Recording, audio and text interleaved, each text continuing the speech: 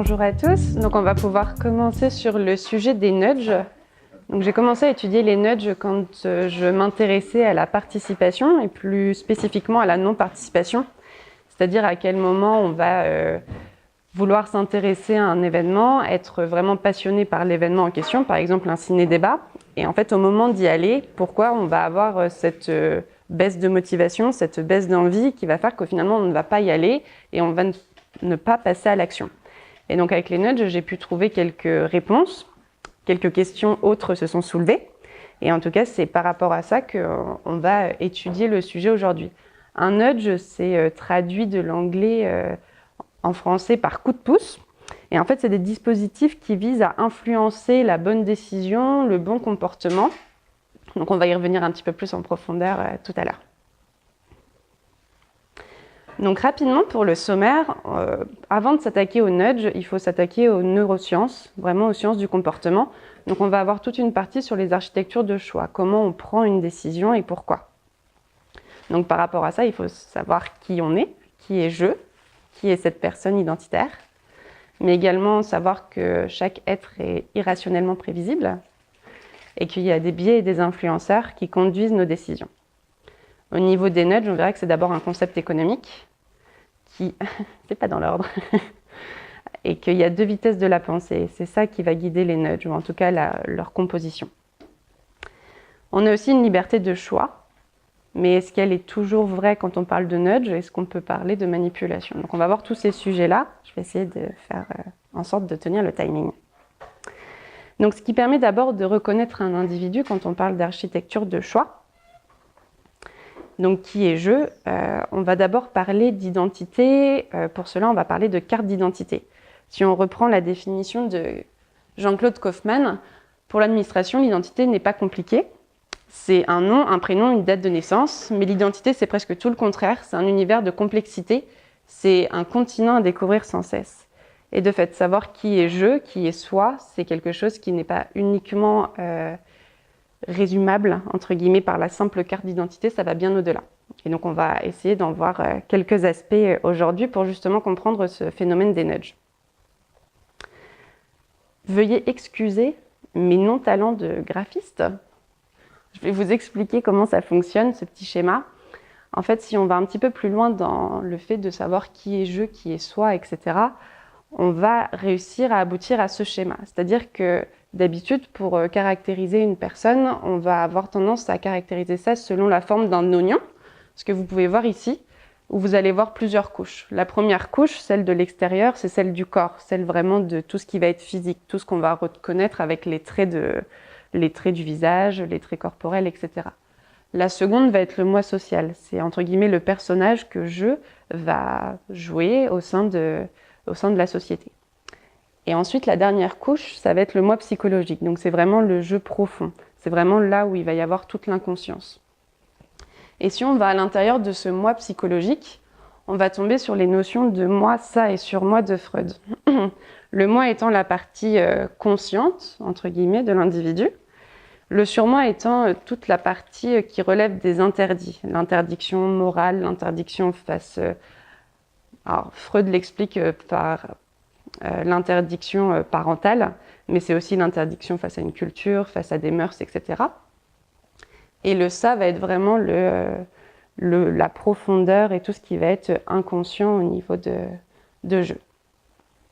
Et donc Kaufmann explique que par rapport à cette identité-là que l'on construit, que l'on se construit au fur et à mesure, on va avoir un peu comme une double hélice, comme deux brins d'ADN qui se forment autour de cette personne et qui sont représentés par d'une part la sociabilisation et d'autre part les interactions avec autrui. Et en fait, c'est ces deux liens qui sont toujours en corrélation et qui forment la participation en tant que telle, qui vont interagir et qui vont permettre à je de se former une identité propre et d'être lui-même. Ce qu'il ne faut pas oublier là-dedans, c'est que je n'ai jamais le même, je n'ai pas constant, je est toujours en perpétuelle évolution. Et donc c'est ce qui est symbolisé ici, c'est que je va être un tel à n, mais un tel à n-15, un tel à n+1, c'est toujours une évolution perpétuelle qui va changer. Et ça, c'est quelque chose qu'il faut prendre en compte quand on travaille sur les nudges. Oui. Quelle est la différence entre sociabilisation et interaction avec les autres? Dans sociabilisation, tu vas être dans quelque chose qui est bien plus profond que la simple intuition.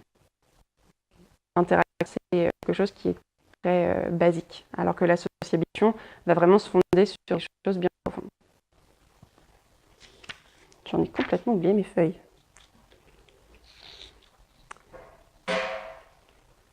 Et donc, si l'on poursuit cette démarche de qui est je, on va s'apercevoir que je est également complètement irrationnel, mais de façon prévisible.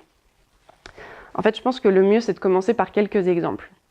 Peut-être que je vais commencer par un qui est moins parlant. Par exemple, actuellement, on est inondé dans les médias, dans tout ce qui va être, même dans la rue, par les publicités, par les collectivités, par des campagnes de communication anti-tabac. Pourtant, je, fumeur, reste presque insensible face à cela et va rester dans le domaine de l'addiction, certes, mais va rester fumeur et va rester dans l'optique d'un être, entre guillemets, surdoué, qui va rester dans cette sensation de « non, je ne passerai pas par la maladie et moi, ça ne m'arrivera pas ». Alors là, vous allez me dire, certes, mais il y a l'addiction qui rentre en jeu, donc on ne va pas pouvoir vraiment comprendre cette irrationalité. Mais par contre, si on prend l'exemple du téléphone au volant, là, on arrive à quelque chose qui est vraiment irrationnel et de façon prévisible. C'est-à-dire que actuellement, les conducteurs prenant le téléphone au volant augmentent de jour en jour. Mais malgré tout, c'est quelque chose qui est complètement irrationnel et prévisible, puisque finalement, la plupart de ces usagers qui conduisent au volant, qui prennent le téléphone au volant, savent pertinemment que c'est dangereux. Et pourtant, ils le font quand même. Alors pourquoi ? Pourquoi cette irrationalité ici ? C'est quelque chose sur lequel on peut travailler, notamment en termes de communication persuasive, parce qu'on sait que l'être est irrationnel et prévisible à la fois, ce qui nous permet donc d'avancer à ce niveau-là.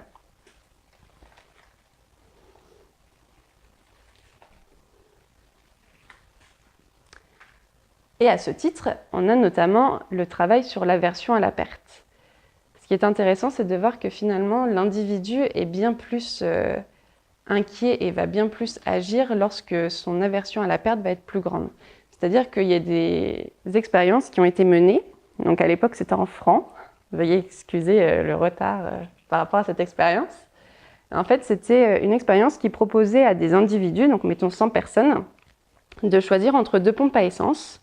L'une proposait le litre d'essence à 1,55 franc, mais avec une réduction de 5 centimes par litre.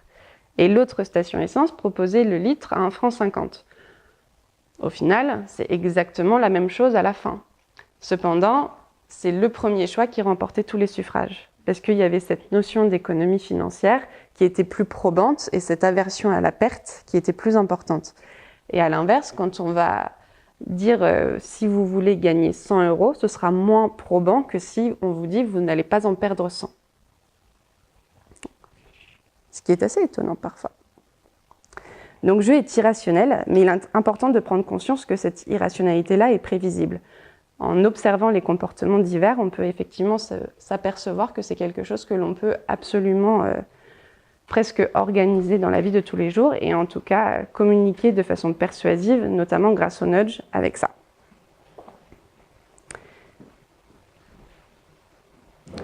Alors bien sûr, ça reste difficile, c'est une certitude, notamment par rapport aux erreurs d'appréciation, aux erreurs de jugement qui sont faites par les individus. Mais on a ce que l'on appelle les biais et influenceurs, dont je vous parlais tout à l'heure. C'est les biais cognitifs qui permettent de classer, entre guillemets, les modalités de réflexion et de prise de décision des individus. Il en existe des dizaines et des dizaines. Seulement, il y en a 6 principaux. Le premier, c'est le biais d'inertie, c'est-à-dire que, en fait, chaque individu va être conforté dans l'idée de choisir un choix qu'il a déjà pris auparavant. Ça va être beaucoup plus facile en termes d'habitude pour un individu de prendre la même décision encore et encore plutôt que de prendre une nouvelle à chaque fois. C'est quelque chose qui est bien plus facile et les biais et influenceurs, biais cognitifs, on appelle ça aussi des raccourcis mentaux, justement parce qu'ils permettent d'économiser le cerveau et ils permettent d'économiser la prise de décision qui est quelque chose qui prend beaucoup d'énergie à notre cerveau. Donc le biais d'inertie va faire en sorte que très vite, on va prendre la même décision que celle qu'on aurait pu prendre auparavant. Je vous donne peut-être un petit exemple pour que vous visualisiez. Il sera bien plus cohérent pour... Il sera bien plus cohérent, par exemple, si vous allez en forêt, de choisir les mêmes champignons que ceux que vous avez ramassés l'année dernière, plutôt que d'en prendre des nouveaux qui risqueraient de vous empoisonner. On est sur ce biais-ci. Le deuxième biais, c'est celui-ci, c'est le biais de disponibilité mentale. En fait, il fait appel à notre boîte à souvenirs. C'est-à-dire qu'on va faire en sorte de faire des choix quand le choix qui nous est proposé va nous rappeler quelque chose. À partir du moment où il nous rappelle quelque chose, on va choisir ce choix-là. Et notamment, ça fonctionne pour... des études ont montré qu'on avait tendance à en oublier l'aspect financier. Si on a deux choix qui s'offrent à nous, un choix à 100, un choix à 500, si le choix à 500 nous rappelle quelque chose, nous rappelle un souvenir, alors on va quand même choisir celui à 500. On a ensuite le biais de surconfiance, celui-ci. Le biais de surconfiance, il fonctionne en 3 étapes. Il y a d'abord la surconfiance par rapport à la pertinence de son propos. Donc, je est toujours persuadé d'avoir complètement raison. Il y a le biais, donc dans ce biais de surconfiance, il y a aussi la précision de son jugement. Je est persuadé que d'une part, il a raison, mais qu'en plus, c'est tout à fait précis. Et il y a aussi la surperformance, c'est-à-dire que je, de façon, entre guillemets, rationnelle et humaine, se sent toujours plus performant que les autres. On a ensuite le biais de confirmation, c'est celui-ci. Je l'aime beaucoup parce qu'il parle souvent quotidiennement, celui-ci. En fait, il vient en complément du biais de surconfiance. C'est-à-dire que le biais de confirmation, il va avoir tendance à rendre aveugle les arguments qui vont à l'encontre de son propre propos. C'est-à-dire que quand on va avancer un argument, on ne va pas entendre la personne qui va dire « non, non, je ne suis pas d'accord ». Par contre, celle qui va dire « oui, je suis d'accord », alors là, on va l'exacerber et on va n'entendre qu'elle. Et même s'il n'y a qu'une personne à être d'accord, on va bien plus entendre celle-ci, alors que peut-être que les autres à ne pas être d'accord sont 5 ou 10. Et donc c'est assez intéressant à observer au quotidien, vous verrez que ça fonctionne plutôt pas bien. Pas mal, pardon. Ouais. Est-ce que c'est pas aussi quand on a pris une décision au début, on va maintenir cette décision Tout à fait. Pas se contredire soi-même? Ouais, ça marche aussi, effectivement. On a ensuite le biais du temps présent. Alors celui-là, il fonctionne très bien pour le développement durable. Parce qu'en fait, c'est le fait d'être focalisé dans le présent et de ne surtout pas voir le futur. Donc c'est par exemple ce qui va pousser un individu à ne pas prendre de rendez-vous médical, alors qu'un rendez-vous médical pourrait très bien justement lui sauver la mise s'il le prenait à temps. Et en fait, ça fonctionne exactement pareil dans le développement durable, parce qu'on va avoir l'impression que les coûts, les investissements à faire maintenant, sur l'instant, sont trop importants, et que les efforts et la valorisation qui sera apportée à cela est bien trop lointaine. C'est encore un biais cognitif. Et le dernier, je ne l'ai pas noté, je n'ai pas mis la définition, mais c'est le biais de l'émotion. Nous restons des êtres humains et nous prenons des décisions à l'émotion, sans le savoir, mais donc nous sommes bien plus manipulables par l'émotion que par le fait scientifique pur et sec. Donc c'est quelque chose qui est à prendre en compte, puisque finalement, si on vous met des images, des dessins, vous allez être bien plus sensible que si l'on vous met simplement des chiffres. Et donc tous ces biais nous permettent après d'expliquer ce que sont les nudges. Toujours pas dans le bon ordre. Je vous ai mis ici le nudge le plus connu et le plus répandu. C'est celui qui est dans les toilettes de l'aéroport d'Amsterdam. Il s'agit d'une mouche qui est gravée dans le fond des urinoirs. Ça peut paraître très anecdotique, ça peut même faire rire comme nudge, alors qu'en réalité, ça a permis de réduire de 80% les salissures qui étaient dans ces toilettes. Messieurs, à bon entendeur. Par rapport à ces nudges, on va voir dans un premier temps que c'est un concept économique qui est entre automatisme et réflexion. On va ensuite voir les deux vitesses de la pensée pour vous rappeler pourquoi et comment ils ont été créés. Et ensuite, on va voir la liberté de choix, l'influence et la manipulation. Le point de vue du communicant, je suis désolée, c'est d'un PowerPoint précédent, vous ne l'aurez pas, à moins que vous ne l'aurez pas sur celui-là. Donc les nudges, au départ, c'est un concept économique. C'est ce livre qui en a fait la promotion et ça a été un peu comme un boomerang quand il est sorti. Tout simplement parce que c'est des économistes qui ont rallié deux ponts entre eux, c'est-à-dire le pont de la recherche universitaire et le pont de la réalité. Donc on parle à la fois d'économie, on parle de neurosciences, et les deux ensemble ont donné les nudges. Et ça a même valu à ces deux auteurs d'obtenir le prix Nobel d'économie en 2008, si ma mémoire est bonne.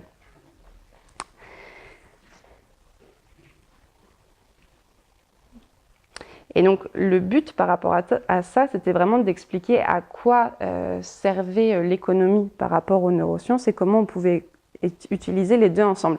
Ça n'a rien à voir avec du marketing, c'est pas la même chose. On verra juste après ce qu'on peut en faire, notamment dans les grandes entreprises et autres, mais c'est pas du marketing. On n'est pas sur des logiques de consommation. C'est bien ce qui fait toute la différence avec le nudge.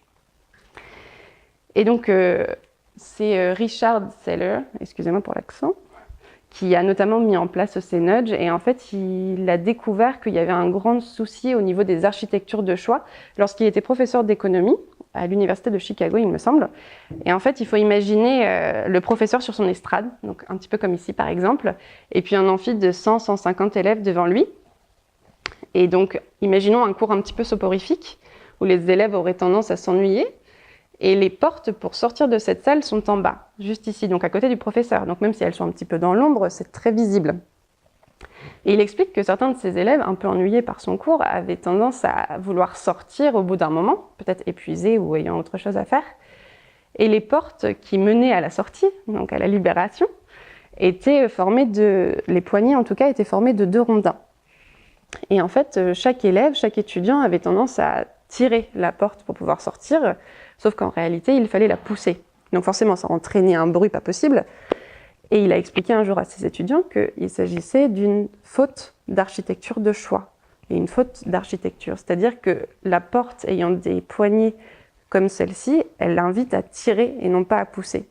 Donc forcément, le stimulus qui est envoyé au cerveau n'est pas le bon, ce qui engendre un mauvais choix, ou en tout cas une mauvaise action. Et il explique dans son livre, ce qui est assez drôle, que lui-même se faisait avoir quand il sortait de sa salle et que ça l'énervait assez prodigieusement. Donc on peut réussir à justement... C'est juste pour vous montrer que les architectures de choix au niveau du quotidien ont vraiment une importance. Et on les retrouve partout. Et c'est quelque chose sur lequel on travaille justement avec les nudges.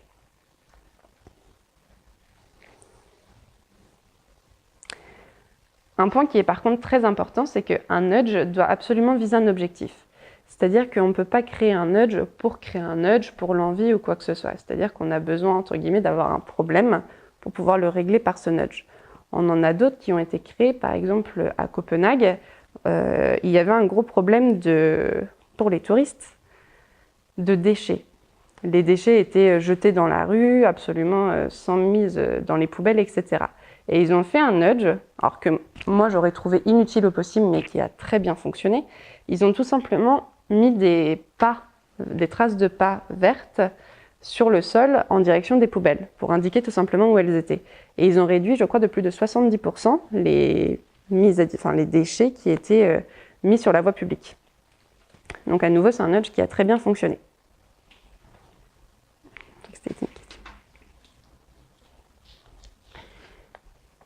Un autre point qui est malgré tout très important, et on va en parler après avec la manipulation notamment, c'est qu'un nudge ne prive pas la liberté de choix. Il va absolument pas être dans cette optique-là. On va vraiment vouloir, à la limite, influencer une décision, influencer un choix, mais il ne va pas interdire quelque chose, il ne va pas empêcher quelque chose. Et donc ça active une mécanique psychologique.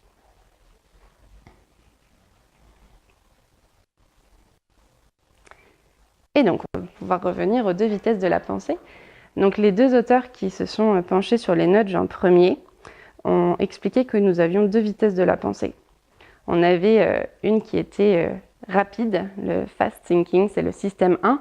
Et en fait, c'est ce qui nous permet de prendre des décisions très rapidement. Donc, c'est ce qui va, par exemple, si je vous dis 2 et 2, vous allez me dire 4 de façon complètement automatique. C'est un réflexe, c'est quelque chose qui est...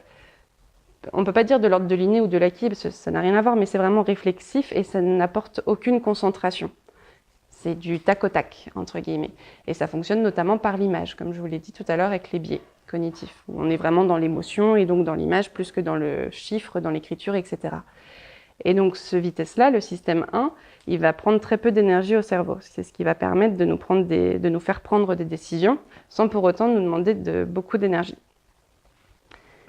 Et à l'inverse, nous avons le système 2, le slow thinking, qui lui est lent, qui est concentré, qui est conscient, qui demande beaucoup d'énergie au cerveau, notamment en termes de glucose, etc. Et donc notre ego, peut-être parfois un petit peu surdimensionné, nous fait croire que l'on prend nos décisions avec ce système 2 qui est lent, conscient, et on est persuadé de prendre nos décisions et nos choix en fonction d'une certaine conscience, que l'on se pose des questions par rapport à tout ça. Or, non, il n'en est rien. La plupart de nos décisions, nous les prenons avec notre système 1, c'est-à-dire avec notre système qui est complètement réflexif et non conscient. C'est quelque chose à avoir en tête. Parce que si vous faites l'exercice dans la journée, le week-end, la semaine qui vient, et que vous vous posez quelques questions sur les décisions que vous prenez au quotidien, vous en prenez des dizaines et des dizaines par jour. Mais si vous demandez comment et pourquoi, est-ce que vous avez vraiment réfléchi cette décision ou est-ce qu'elle était complètement réflexive, c'est assez intéressant. Ça vous permet de voir où sont les limites de votre cerveau par rapport à ça. Et donc les nudges ont commencé à être utilisés dans les entreprises, mais surtout dans les collectivités, parce que c'est notamment les États qui ont beaucoup investi dans les professionnels du nudging, comme on appelle ça, pour pouvoir justement influencer certaines politiques. Ça a commencé notamment au sein de la RATP, me semble-t-il, à Paris, où en fait tout simplement pour prévenir les risques contre comment on pourrait dire ça ? Contre les doigts coincés dans les portes, ils ont dessiné de grosses dents, de gros monstres très ludiques, très jolis, mais sur les portes qui permettent d'expliquer qu'effectivement, si on se coince les doigts, c'est comme un monstre qui nous mangeait avec les dents. Et ça permet notamment pour les enfants, je pense que la cible, c'est notamment les enfants, de faire très attention par rapport à ça. Donc les collectivités font vraiment attention. Et si j'en reviens au système 1 et système 2, ce que j'ai oublié de vous dire, c'est que notre cerveau ne peut prendre qu'un nombre certain de décisions par jour, à tel point que, pour la petite anecdote, les conseillers de Barack Obama, lorsqu'il était encore président des États-Unis, choisissaient pour lui ses tenues la veille. Non pas dans un souci d'esthétisme ou quoi que ce soit, mais c'était simplement pour lui éviter une décision supplémentaire et pour qu'il en ait la capacité d'une autre dans la journée du lendemain. Est-ce qu'on sait le nombre de décisions qu'on peut prendre dans une journée ? J'ai pas l'information, mais je pense qu'on le sait, ouais. En tout cas avec notre système 2, le système conscient. Et puis j'imagine que ça dépend de la dose de glucose que nous pouvons ingurgiter aussi. Ouais. Les deux sont liés.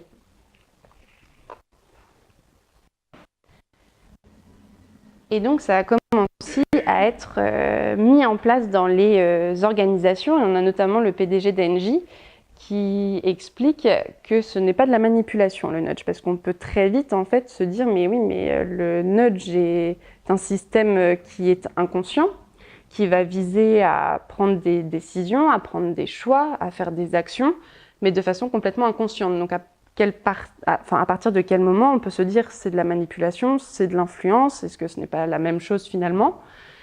Et donc lui, il explique que la communication et le management pourraient également être vus comme de la manipulation. Avec le nudge, si c'est fait pour le bien de l'entreprise et du salarié, je n'y vois pas de problème. Cela pourrait s'avérer plus problématique en marketing où l'objectif est de pousser à la consommation. Et de fait, la question se pose, est-ce qu'avec le nudge, on parle de communication persuasive ? Est-ce qu'on parle de communication irresponsable ? Est-ce qu'on peut vraiment se dire que finalement, un nudge ne peut être responsable, éthique, que par le bon vouloir de son créateur ? Parce que finalement, c'est exactement de ça dont il s'agit. Si on peut toujours se dire, en étant créateur d'un nudge, que c'est pour le bien commun, que c'est pour le bien de tous, mais ça n'appartient qu'à soi. Donc les questions se posent par rapport à ça. Et j'aimerais faire peut-être un simple petit point sur le nudge en santé. Parce que c'est quelque chose, comme c'est notre secteur d'activité de toute façon, je pense que c'est important d'en discuter. C'est très décrié le nudging dans le secteur de la santé, notamment sur le fondement de deux chartes, celle d'Ottawa de 1986 et de Jakarta de 1997. Parce que dans ces chartes-là, on dit que le patient est acteur de sa santé, acteur de ses soins, Et le nudge vient complètement en contradiction, parce que le nudge va dire on est complètement passif dans notre prise de décision, puisque inconscient de cette dernière. Donc c'est, il me semble, la Société France de santé publique qui est complètement opposée à l'utilisation de nudge dans le secteur de la santé, justement par rapport à ça, parce que les décisions sont inconscientes, alors que le patient doit être actif dans sa prise de décision. Ce qui se comprend. Et on a aussi un autre domaine, c'est que le nudge ne peut pas demander trop d'efforts. C'est-à-dire que si un nudge fonctionne, il faut qu'il puisse être tout à fait accessible. Par exemple, si vous faites un nudge pour permettre plutôt la prise des escaliers que des escalators, mais que ces escaliers-là sont de 4 étages, vous allez avoir des escalators qui vont être bondés de la même manière qu'auparavant. Le nudge ne servira à rien. Il faut que les efforts soient tout à fait sous-pesés et équilibrés entre chaque choix possible. Et donc, pour conclure, par rapport à ce que je vous disais et par rapport à ces points que l'on a évalués sur la manipulation, sur l'influence et tout, il y a Richard Seller et Cass Sunstein, donc les créateurs réellement du nudge, qui concluent en disant qu'un nudge doit être transparent et si l'architecture de choix est avouable, alors la liberté demeure. Je vais quand même vous laisser sur une petite question. Je me demande comment on peut prôner cette théorie de la liberté et de l'architecture de choix absolument transparente lorsque l'objectif même du nudge est d'être imperceptible. Merci beaucoup.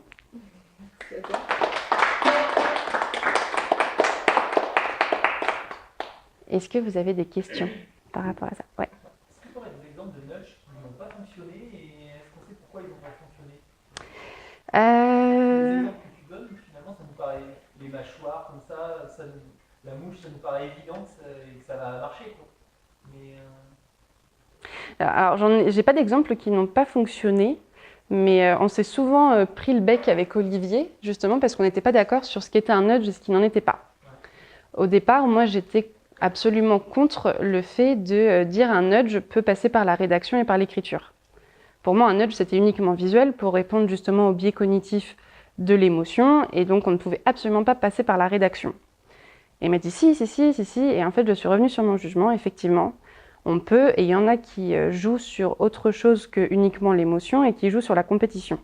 Par exemple, dans un village en Californie, pour travailler sur les économies d'énergie, ils ont envoyé un courrier à tous les foyers en disant « Félicitations, vous faites 20% d'économie d'énergie par rapport à vos voisins. » Et à d'autres, c'était « Dis donc, vous consommez 40% d'énergie de plus que vos voisins. » Et en fait, ils se sont aperçus qu'en faisant ça, en juste comparant les foyers entre eux, sans donner de nom ou quoi que ce soit, ça a permis de réduire de 15% les consommations énergétiques totales de ce quartier. Donc un exemple de nudge qui ne marcherait pas, j'ai failli en faire un aujourd'hui, en direct. Mais j'avais un petit peu trop peur qu'il ne fonctionne pas. Mais il aurait pu ne pas fonctionner. On a toujours un problème dans les cafés santé ou dans les conférences, c'est que personne ne s'assoit devant. Toi-même, tu es le premier à être tout derrière. Et en fait, on s'était dit qu'il aurait pu être bien de mettre un petit peu comme des panneaux réservés, mais sans rien marquer dessus, sur tous les sièges qui sont les 2 derniers. Et donc peut-être ça aurait poussé les personnes, en se disant « mince, ça doit être réservé, c'est étonnant », à venir s'asseoir plus en avant de la salle. Mais je ne peux pas te dire s'il n'a pas fonctionné ou non, puisque je ne l'ai pas fait. Donc, est-ce que vous avez d'autres questions? Oui. Est-ce que les nudges utilisent des leviers principalement sur des peurs ou alors sur un aspect ludique? Ou est-ce qu'il y a d'autres cibles qui peuvent être encore plus efficaces, efficientes là, Alors pour moi, la cible la plus efficace, c'est celle qui passe par l'image. Il y a aussi... ça m'ennuie beaucoup de passer par la peur quand on veut engendrer un comportement vertueux par derrière. J'aurais peur qu'on tombe là vraiment dans quelque chose qui serait plus de la manipulation et non pas de l'influence. Donc on doit bien agir sur quelque chose au niveau de l'oignon. Donc si on veut les émotions à la base, où est-ce qu'on toucher? C'est comme le paquetage du coup, les images qu'il y a sur les cigarettes, non? Et ça fonctionne. Ils font peur, ils ne fonctionnent pas. On peut tout à fait agir sur le cœur de l'oignon, mais sans pour autant agir sur la peur. Et pour moi, c'est là que toute la différence se fait. Si on commence à agir sur la peur, j'ai peur qu'on tombe dans quelque chose qui est bien plus malsain et qui, à mon avis, ne relève plus du nudge, mais plus de... Je tairai le nom de ce nom, mais d'autre chose. C'est la récompense, le ludique. Ouais, tout à fait. Sachant que ce qui nous motive va pas être nécessairement l'appât du gain, comme on a l'habitude de l'entendre, ou comme on pourrait le croire de façon usuelle. Il y a plein d'autres choses qui nous motivent.